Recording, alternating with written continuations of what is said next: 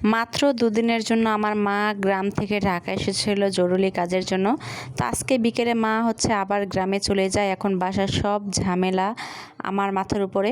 আসসালামু আলাইকুম সবাইকে, সুন্দর একটা ব্লগ ভিডিওতে আপনাদের সবাইকে স্বাগতম।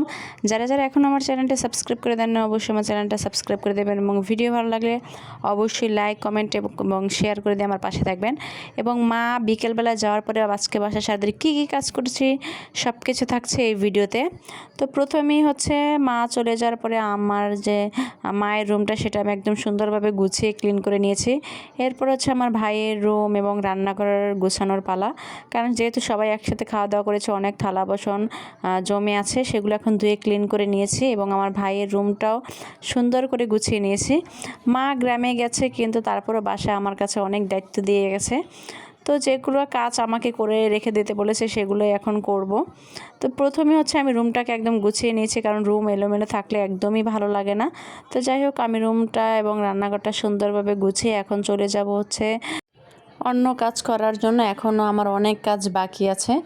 তো প্রথমে হচ্ছে আমার আম্মু কাঁঠালের বিচিগুলো পরিষ্কার করে সুন্দরভাবে সেদ্ধ করে ডিপ ফ্রিজ করে রেখে দিতে বলেছিল।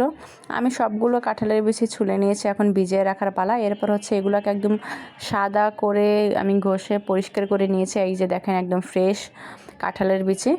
অনেকে দেখেছি কালো ছোলকা সহ রান্না করে, কিন্তু ওগুলো দেখতে যেমন ভালো লাগে না, খেতেও ভালো লাগে না। আমরা একদম কষ্ট করে হলে হচ্ছে সব একদম পরিষ্কার করে সাদা ফর্সা করে ফেলি। তো এগুলো হচ্ছে আমার সেদ্ধ করাও শেষ।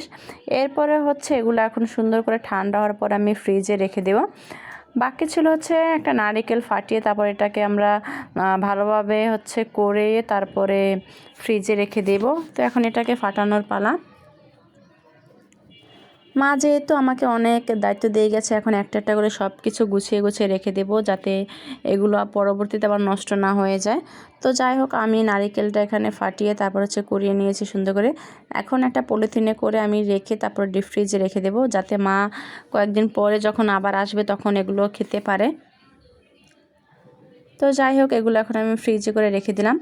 এরপর হচ্ছে মা গ্রাম থেকে আমাদের সবার জন্য বাদাম নিয়ে এসেছিলো, সেগুলো হচ্ছে এখন আমি ভেজে রেখে দেবো, কারণ আমার আব্বু সেগুলো অনেক পছন্দ করে। তো যেহেতু বাদাম আছে, বাদামের সাথে অল্প কিছু আমি চালও ভেজে নিচ্ছি। এগুলো ভাজার পর হচ্ছে আমি বাদামের ছোলকাগুলো ফেলে দিয়ে তারপরে একসাথে চাল এবং বাদাম মিশিয়ে নেব, কারণ পরবর্তীতে এগুলো বাসায় খেলে অনেক বাদামের ছোলকা পরে রুম নষ্ট হয়ে যায়। তো আজকের ভিডিও ছিল এই পর্যন্তই। সবাই ভালো থাকবেন।